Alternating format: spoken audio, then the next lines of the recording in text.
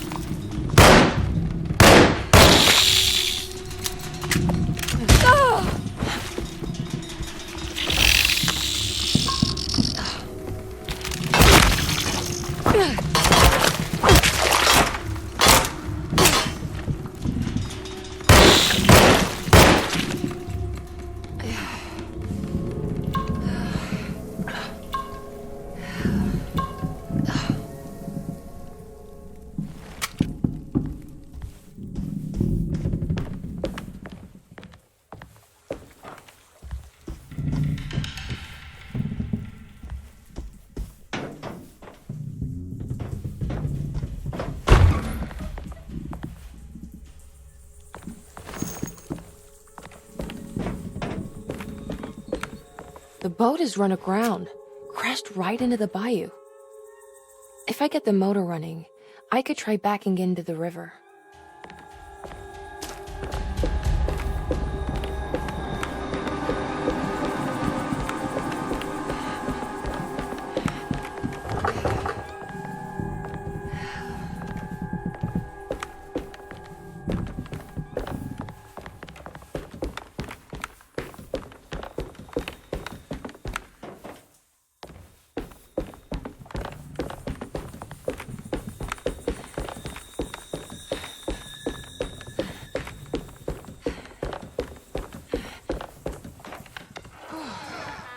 Jeremy, where are you?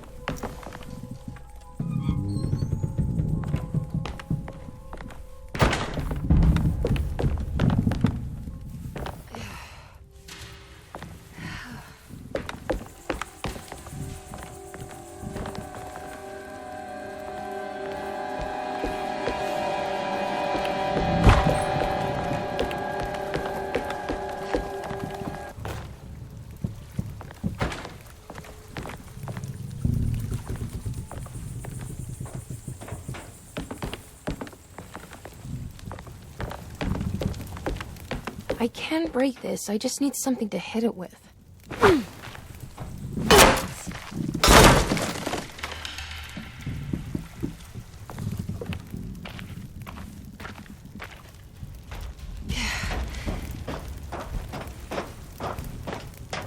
Yeah.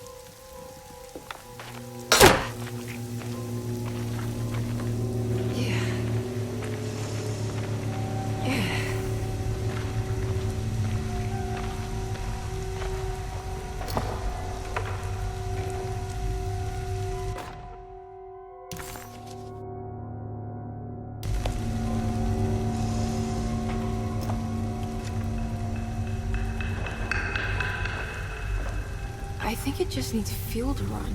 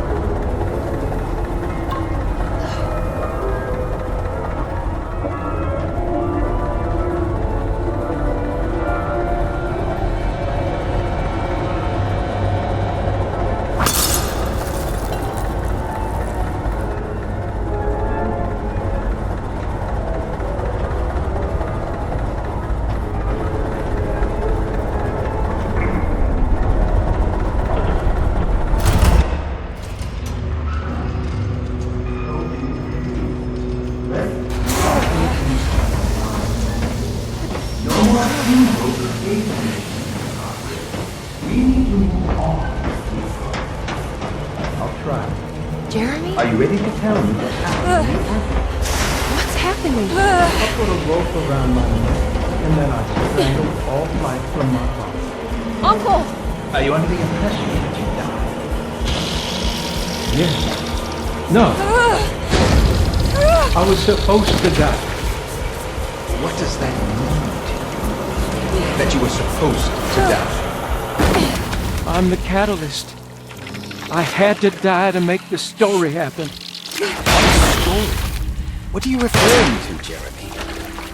30 years ago, Frederic needed me to die. Jeremy! You're not making any sense, Jeremy. Come back. Find your focus. Uncle? I cheated everyone. I didn't play my part. I escaped my doom. Destiny! Again, find your focus. Jeremy! Now everything is wrong. Nothing is in place. Hey, listen to me! We're gonna drown! Calm down, Miss Hartwood. You're not in any danger. But... Jeremy... He was here, wasn't he? Miss Hartwood, I am beginning to suspect your family curse is catching up with you. Have you ever talked to a doctor about your condition? No. No, I was just confused. I thought I saw him for a moment. I'm fine. I'll let you be. Miss, I want you to know I'm here to help, if you need me.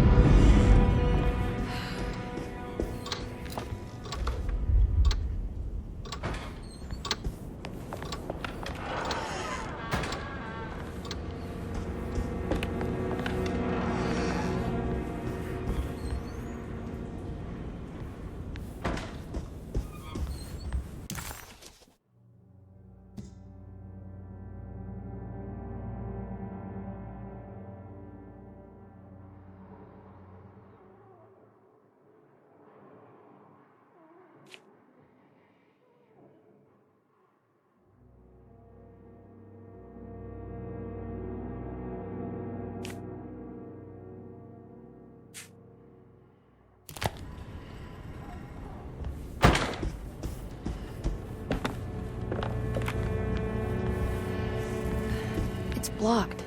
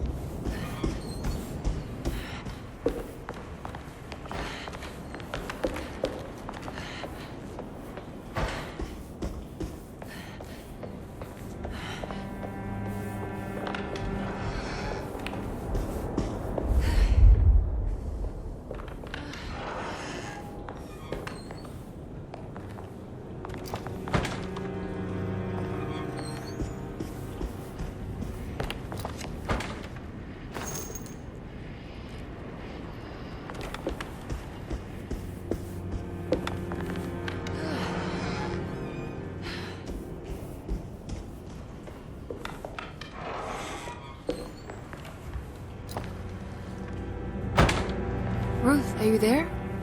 No, of course not.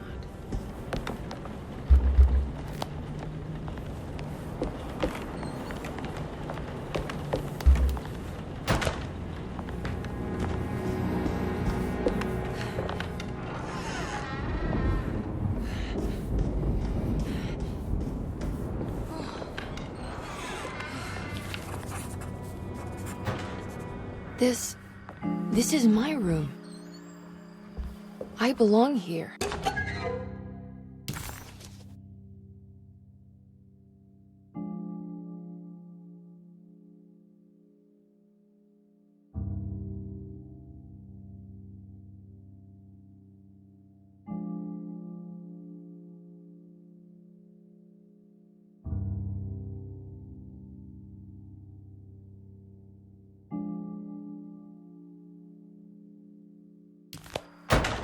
I recognize this view.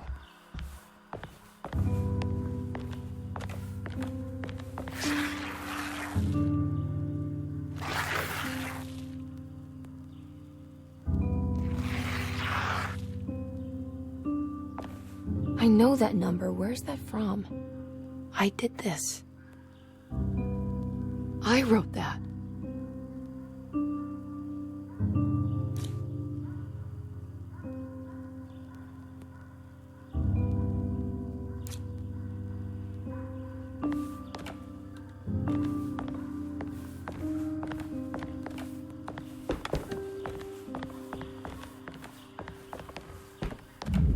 I don't know the combination. Wait, maybe I do.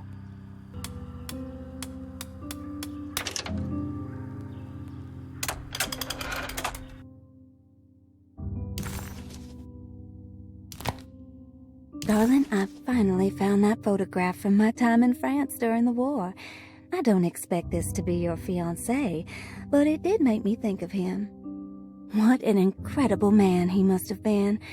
You were lucky in a way. He could have been a nobody and died falling into the Mississippi.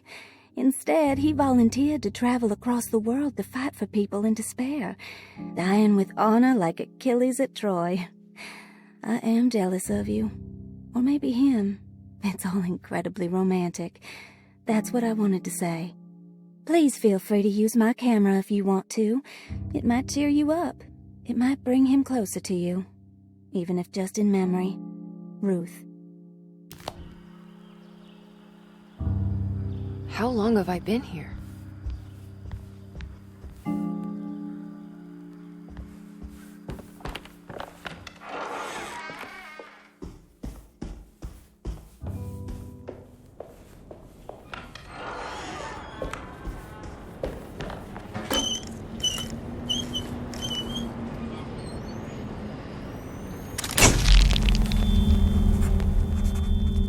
Is this how you travel, Ruth? The war in Europe rages on, and America is doing its part to hold back the German aggression. Ships from Boston and New Orleans arrived yesterday to bolster our gallant forces in France. These men will play a crucial role in helping our allies defend the innocent and defeat the... I'll find you, John.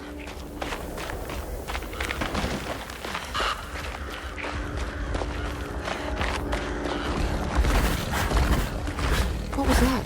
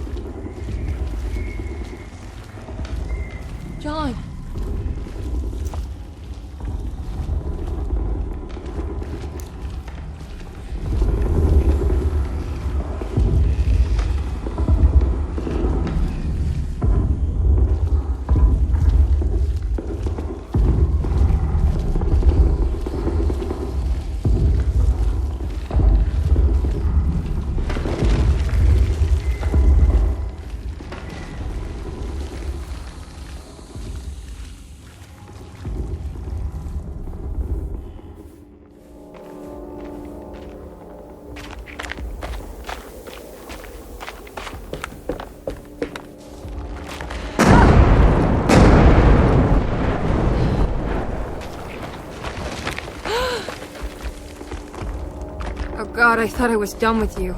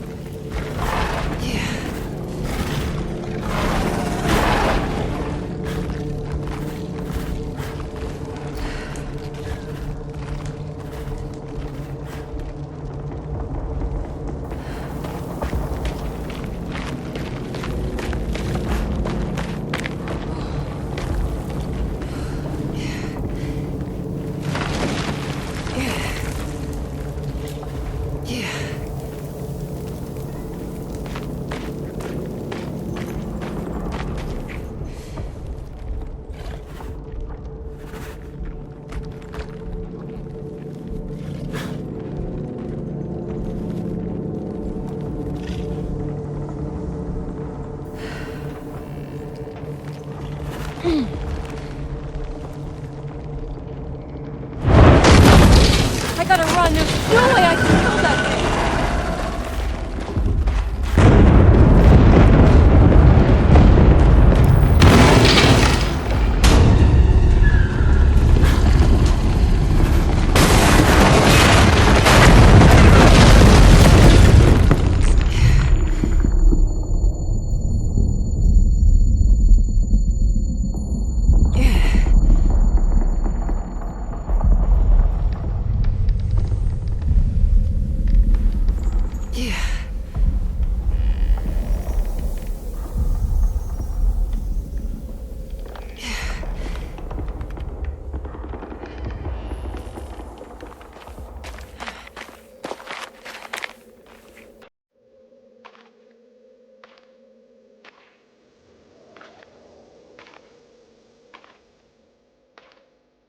Today, the American Expeditionary Forces face considerable John? losses in France.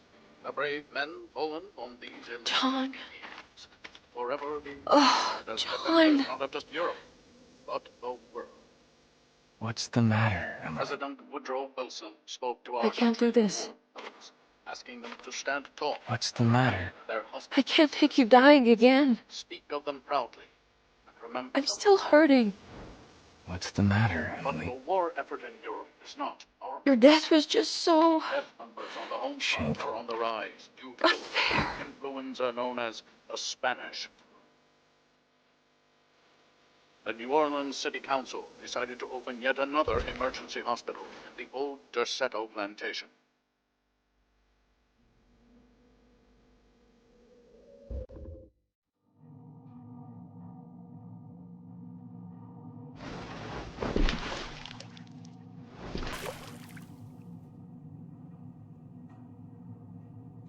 Where is this? Where am I?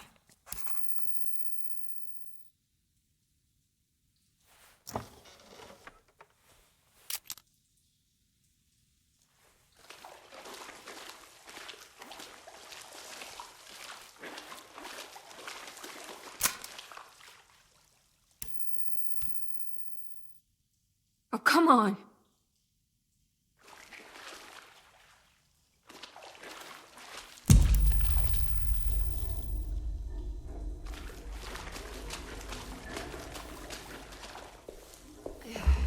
I need the key.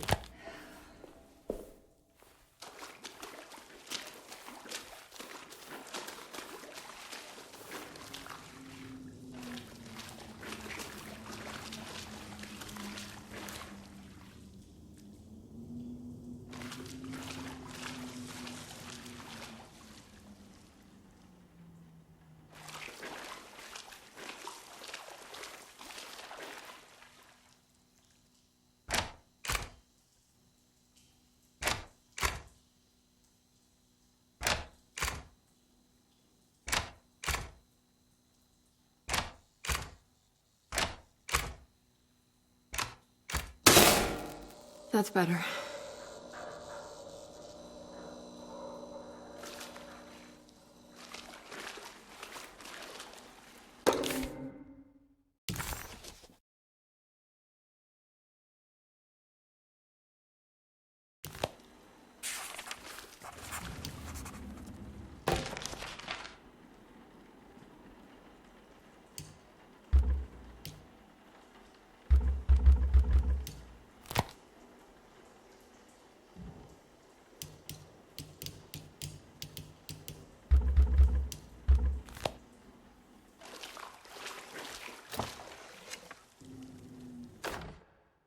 Closing the refuge, June 17, 1919.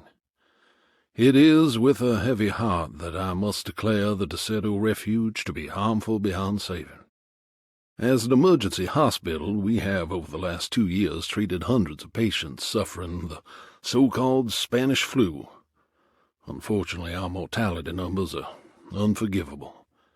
While the influenza in itself was often successfully treated, many died of fungal infections and sudden acts of violent madness. In order to dismantle the refuge safely, building engineers will survey what parts of the house are especially contaminated by the peculiar rot discovered by Jean-Baptiste Dubois. The rot is believed to be the main perpetrator in spreading the deadly fungal infection, but also the cause of the incurable madness. The most afflicted rooms will then be sealed permanently to create a cordon sanitaire. As the dead seem to exacerbate the spreading of the fungal infection, all bodies that can't be cremated by tomorrow will be forever entombed inside Derceto's sealed section. The refuge was never meant to be permanent, and as the influenza epidemic seems to be in decline, it stands to reason that we shut the facility altogether. Many brave volunteers have helped for very little pay to treat those in need for almost 2 years, and we are forever in their debt. All surviving patients will be transferred to other medical facilities around New Orleans as soon as possible.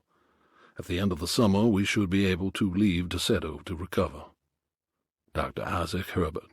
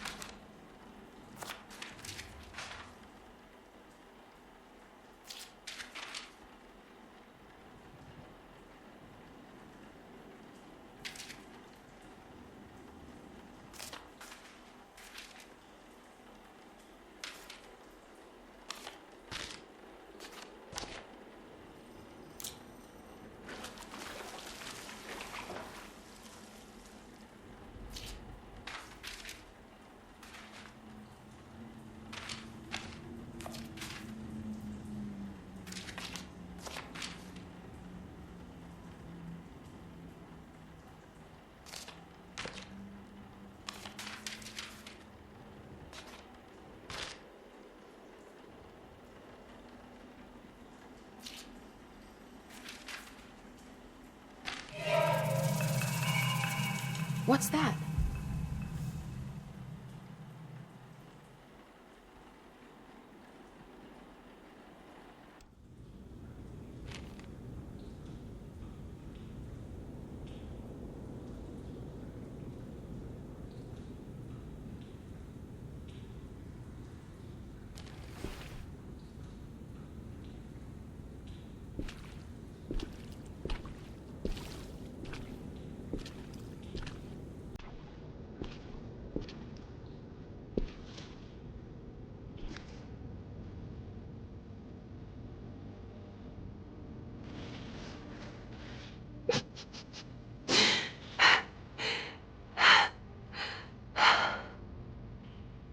$2.17.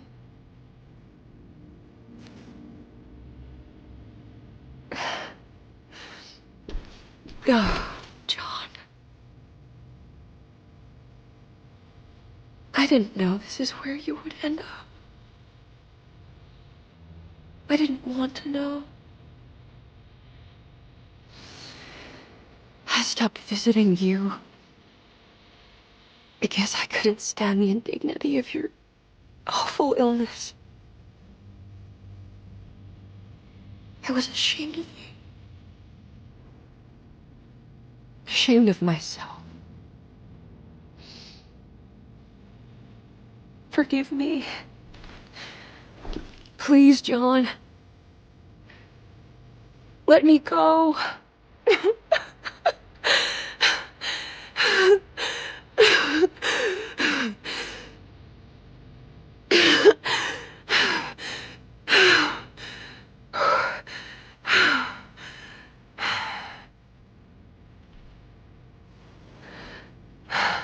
Are we done here? Is this what you wanted?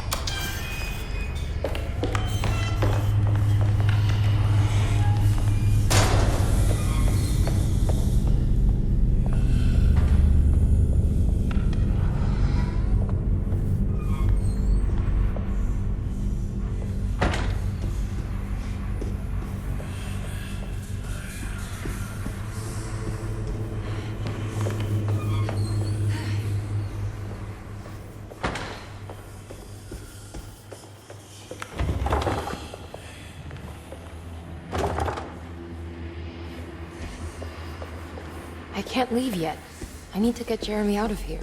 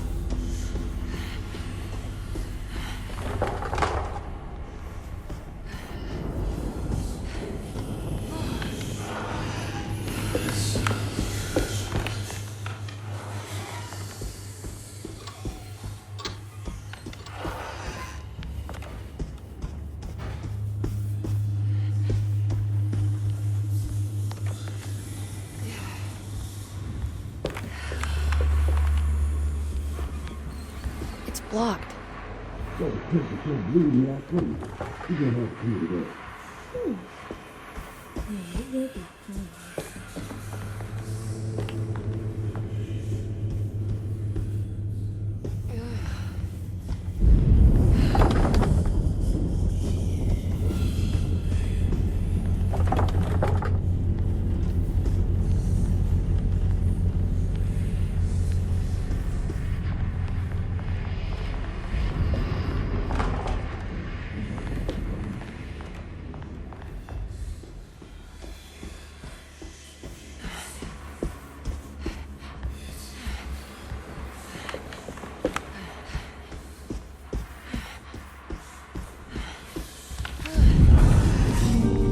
Miss Hartwood, lock the door, will you? I'd rather not run into dear Dr. Gray if I can help it.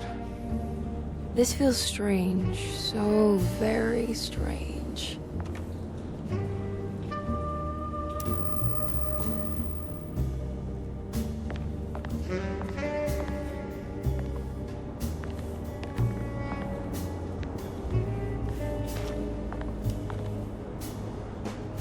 You okay?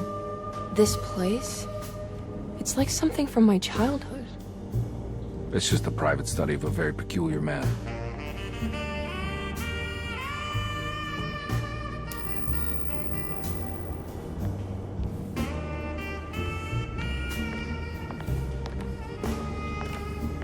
There's a book missing.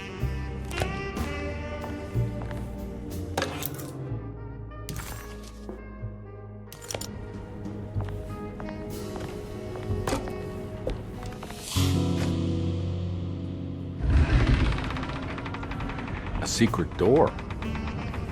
Looks like it. Careful. Let me go first.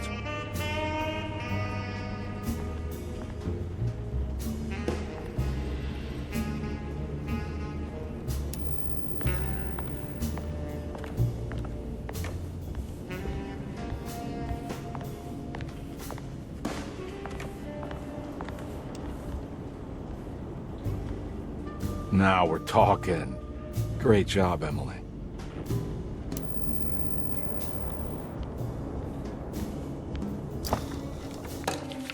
Good to finally meet you, Mr. Hartwood. I'm here on the behalf of your brother Philip. You were expecting me, weren't you? Yes. You're from Derceto, no? That's right. I just wanted to ask you a few questions to see if there is anything I can do to help you and your family. Okay. I understand you're full of imagination. You make up a lot of things. I suppose. And you obsess over them, blurring reality and fiction. Sometimes. It's a magnificent book. Life-changing even. The real one is long dead, but I like to think of him as my friend. My most beloved friend. I see. Do you often do this? Fantasize about people you read about? No.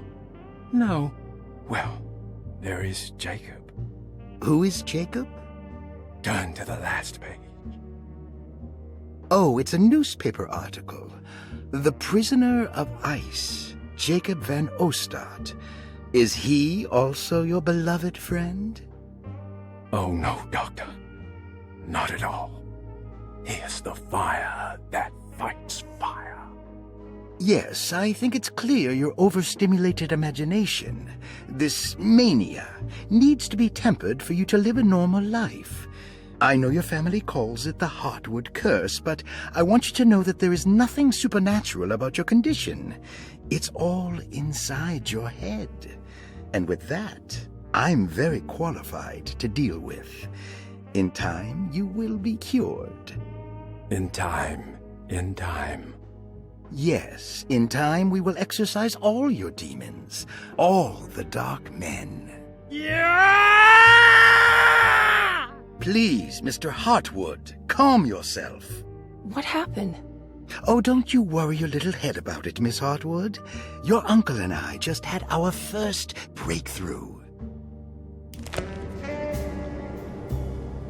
This has something to do with the numbers for the talisman. The Snake Dagger, a monograph by Yael Klein. In Ludwig Prin's book on pagan rituals called The Mystery of the Grave, as translated by Nicholas Vachy, there are several references to a sacrificial dagger called the Snake Dagger. It has long been thought of as a poor translation of the original text, that it would be more appropriate with worm dagger from the Latin vermis cultrum. This seems natural following the recent consensus that the original title of Prin's book, De Vermis Mysteris, should literally translate to the mystery of the worm.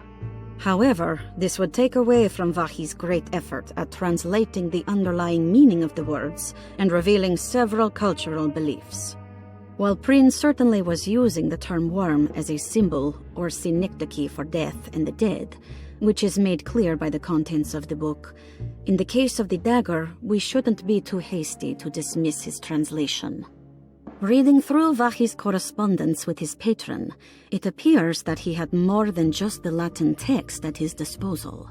Vachy had dug up Prin's living relatives and uncovered several cross-referenced historical texts and an actual snake dagger.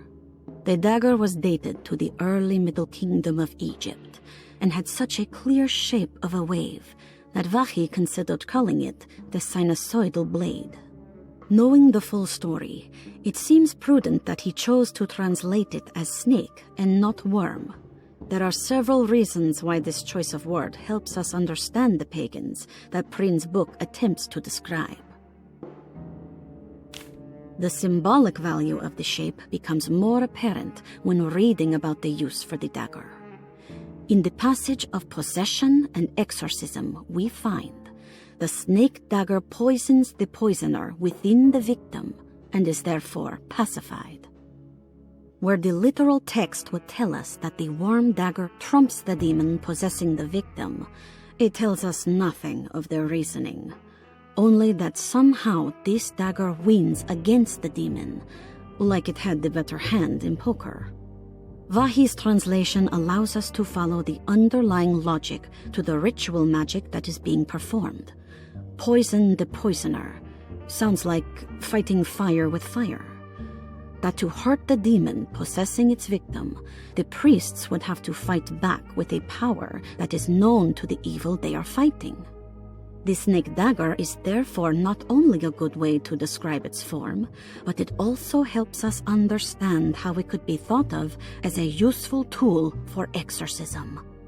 Finally, it also helps us understand their relationship to lunacy, that it was thought of as something poisoning the mind rather than controlling it. What is also interesting to note is that the possessed are always considered poisoned in their head and not their heart. The snake dagger always went to the eye of the possessed, leaving them partially blind, if they had the good luck to survive.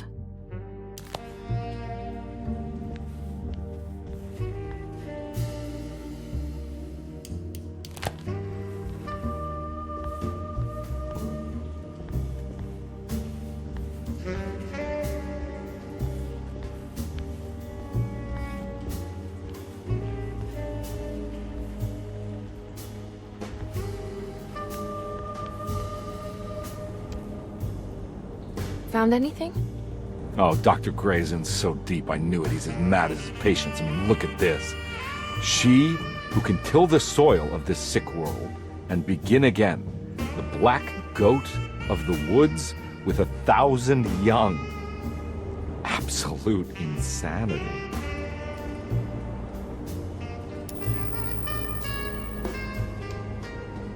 I have the strangest sensation that this is somehow Jeremy's room. What? No. This is Dr. Gray's private quarters.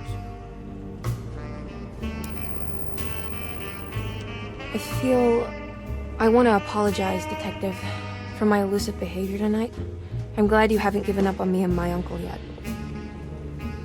You got nothing to apologize for. In fact, you've been out of my hair for most of the evening, you're self-reliant, and you've been helping with your own particular brand of investigation.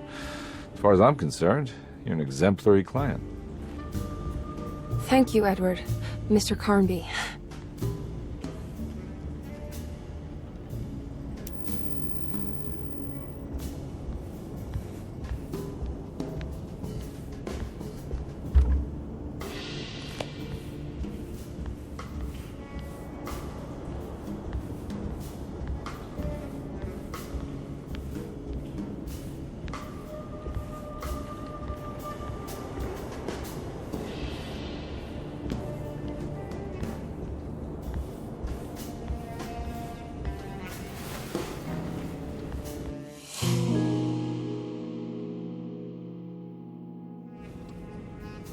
believe I didn't see that before.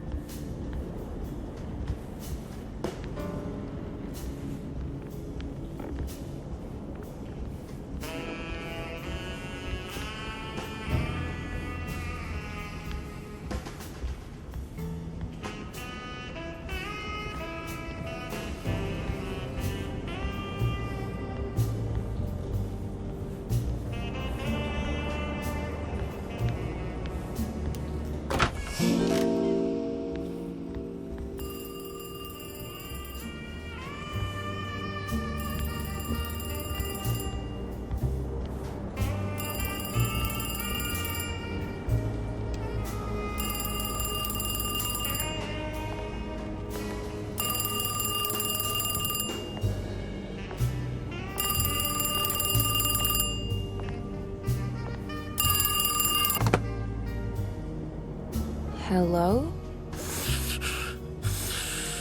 Who's there? Jeremy? Jeremy is with the Dark Man. You can't save him. Jeremy is with the Dark Man? Where? Who is he? What is the Dark Man? The Hartwood curse. He will come for you too.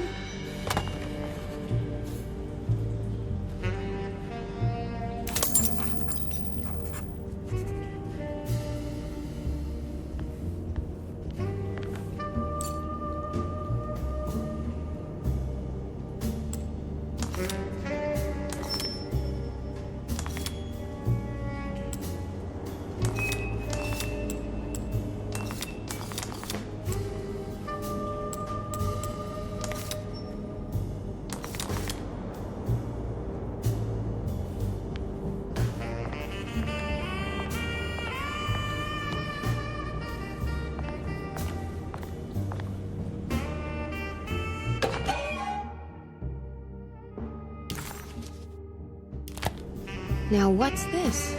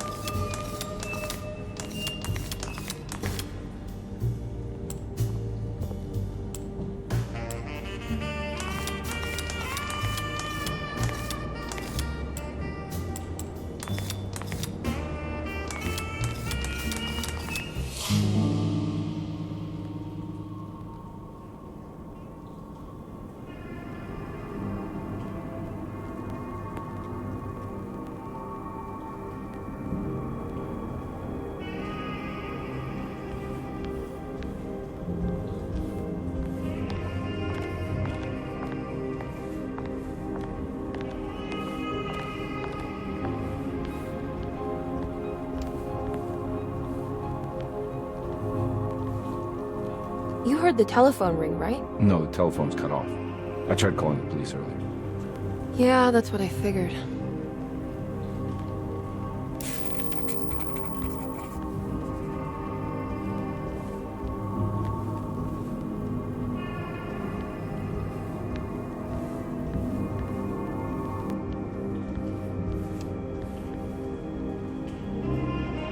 Hey, Mr. Carnby? What? Nothing, right? It's a closet? That's right, Detective. I'll see you later. I have to finish this. You're going inside the closet? I know what it looks like, but I can't explain it, much less justify it. All right. You do what you have to do, miss. Goodbye, Detective.